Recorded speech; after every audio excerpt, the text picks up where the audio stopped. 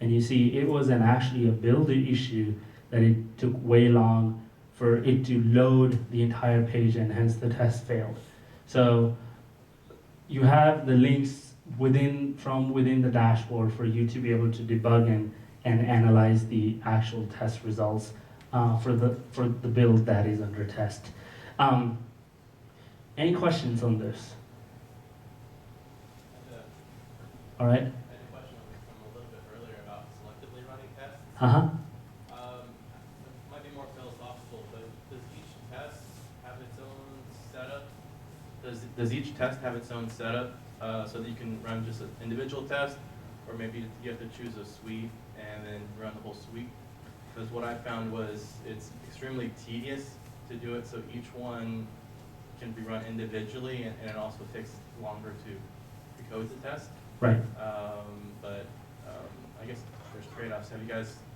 So from a design perspective, I think a general rule of thumb is that each individual test should be independent enough to be executed independently. Like, you should not have dependency on another test for you to be able to execute the current test. You could have preconditions or pre-setup that you need for that test to be executed, but you shouldn't be needing or designing your test in such a way that you expect the previous test to pass for the next test to pass as well. Does that make sense? So if your tests are independent, then you can run them selectively, and you can have a common set of setup for most tests, and if one test requires additional setup steps, you can make that as part of that test itself. So that's how we have designed all our tests, that they are modular enough that they can be run independently, irrespective of whether the previous test has passed or not, or the previous setup has been completed or not. Because that also is essential for us to be able to do the automatic test management, because if we are moving tests around, then they need to be self-contained so that when they are moved to a different location, they are still able to be executed successfully. Do you find that in certain situations that makes it extremely slow to run the tests? If the setup step maybe takes like 5 minutes to just do the So the way we try to do that is, for the most part, our setup, we have created APIs for those. So if we expect an account to be in a certain state for your test to be executed, working with the developers, we have created those APIs where you don't have to go through the UI to achieve the state that you want. You can make a whole bunch of API calls, and then your account would be in the state that you expect.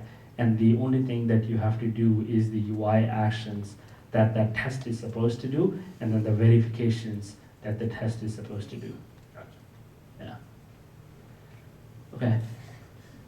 So, One sec. I think we should. Okay.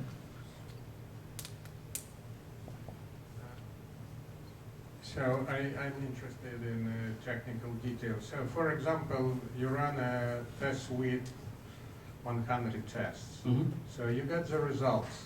So out of 100 tests, 70 passed, 30 failed. Mm-hmm. So you want to rerun the 30 tests that Okay. failed. So you see the report of the failed tests on the website, on the web page. On the right? dashboard. On the dashboard. Uh-huh. So now, how do you assemble those 30 failed tests? Do you manually create a new test suite, or how do you select them? So just Okay, so I will definitely, that was the next thing I was going to show from a code perspective. But let me take his question real quick, and then we'll go into the technical implementation details. Just quick 2 questions. First is rerun. You run once or you run multiple times? Once. Okay, and the second question is the pull request, you merge it automatically after the test, or you merge it manually and then run test? PR. So we build the PR, the tests get run against that build of the PR, but we don't merge it automatically. Then somebody has to manually review that and merge. Because we expect the developers to actually review the code as well. Okay. So, yes. You had a question? Yes, sorry. You mentioned it takes about got 23 minutes to run all the tests. Uh-huh. How many tests do you have in the system? So our tests are more like an end-to-end test. So as you saw, the actual execution times of our tests are like 300, 400 seconds. Yeah, right. So 365, and so they are long-running tests because we want to be able to achieve more coverage through less number of tests. To put it that way, that may not be the best strategy, but that's what we have right now, and we have about 180 tests that cover about 45% of our application. So we don't have a good amount of coverage from a UI perspective, but we have decent amount which covers. So let me step back a little bit. The way we have created our test is we created a suite of risk-based regression, and the way risk-based regression was created was based on 5 different criteria. One is the critical path, visibility of that particular functionality, how many times we have seen bugs related to it, and a couple of other things. And then we created a whole suite of tests. And we said, these are the tests that we need to be absolutely working before any release that happens. So that covers the 45% of the application, but it covers all the critical path, and it covers all the consumer-facing major functionality. And hence they are long-running tests, and they're longer, but they give us the value and importance that we need. So technically, if we have to do a release, which is what currently the process is, we do the manual testing, if any, for the feature that needs to be deployed, and then we run this regression, and that's it. So we deploy multiple times a day already using this mechanism. How many physical servers or VMs you have in the grid? So we're, as I was saying earlier, we are not using a grid configuration, but each of those jobs get executed on a separate box or a separate VM. So we have the number of jobs multiplied by the number of machines. So right now we're using only 8. Is there a special reason you're not using grid? So I think with grid, we want to be able to control some of the quirks that are related to the browser using the remote WebDriver. There is no technical limitation, let me put it this way. It's just we haven't had the time to actually do it. Earlier, since we were using hard-coded accounts, it was a problem because if one box picks up, or one node of the grid picks up one hard-coded string and another one does the same, our application doesn't handle it. It would throw errors. And those errors would cause unnecessary failures. Hence, we didn't do it earlier, but now it's just a matter of taking the time to actually implement the grid. So we have an OpenStack instance where we have set up the grid. The next step for us is to be able to migrate these jobs to that grid configuration. So within like next week or so, we were planning to do that. Thank you. Yeah, no problem. So going back to the question about showing the actual code.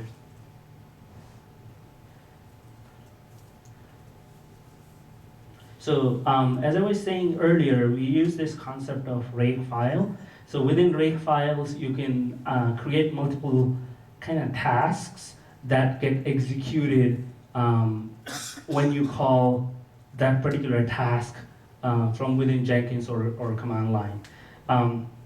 So when I do, so this is kind of the main task here. I say rake run tests, and then I give a spec file pattern. So I take a regular expression and I say run all the tests that match this regular expression. And the first thing it does is, you can ignore this for now, I'll talk about that towards the end. The first thing it does is it deletes all the files that are named .failures. And the reason why we do that is because we want to be able to start clean. And .failure file is a file that gets created which puts the description of the test from each individual thread. So we have 5 threads running in parallel for the job. So the first run method, what it does is it launches 5 processes and then it gives these as the argument. And I'm gonna show you in 1 second what does failure formatter do. But the first thing we do is we launch 5 processes. We say this is the regular expression. All the spec files that match that regular expression get invoked in these 5 processes and they get run. After the first run, if the test fails, so if the process returns not success, then we want to delete all the run files, which is basically all the screenshots, all the XML files that get generated from the initial run, because the final report that we want is to give us the tests that failed, the stack trace of those, the screenshot associated with the test that failed after the rerun. So we delete that, and then we rerun the test. So the way the rerun the test is we gather all the files, and the way we gather the files is we get all the files that have a dot failure in their name. So each thread would create rspec1.failure file, rspec2.failure file, rspec3.failure files. We collect all of them, we get the content of each one of them, and then put it in one file called rspec.failures, and then we execute this command. Where is it? It's called rspec.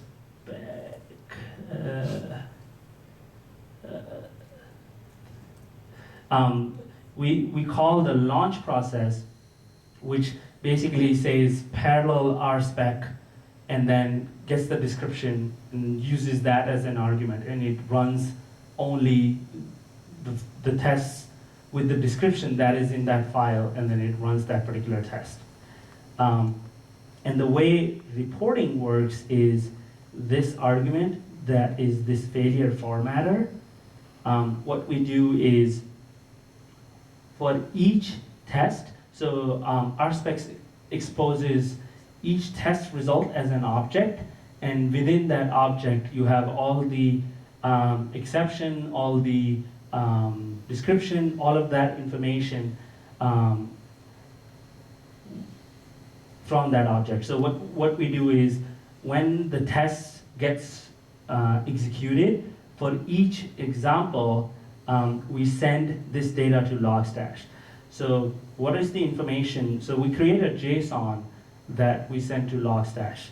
The first thing we say is get the build version. So this build version is passed in from the configuration file that we are using. We get the branch name, which is extracted from this. We get the JIRA number, which is coming from the description that is in our test. And then the example.execution result has all the information that we need, like the runtime, the exception, the status, and all of those things.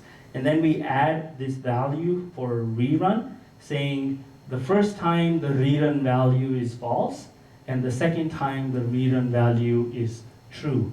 So on the dashboard, looking at this JSON, we create a filter and saying the tests that have failed after or where rerun value is true, only get those and display those. If they passed after the rerun, then it is considered as a pass test. So this is the same method that gets used for both failure formatter and then for the rerun formatter as well. So it's the same exact code. We just pass in this class name as an argument when we execute the test the second time. So any questions on this? All right. I noticed you guys are using Kibana. Is that the test management tool or is it a reporting tool kind of stuff? So Kibana is just a visualizer for the information that gets sent to Logstash. So underneath it has created a UI around all the APIs that are available from Elasticsearch.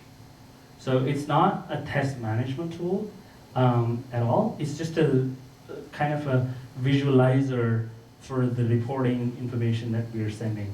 So I wouldn't classify it as a reporter per se, but it's a way for us to visualize and create a dashboard for all our test results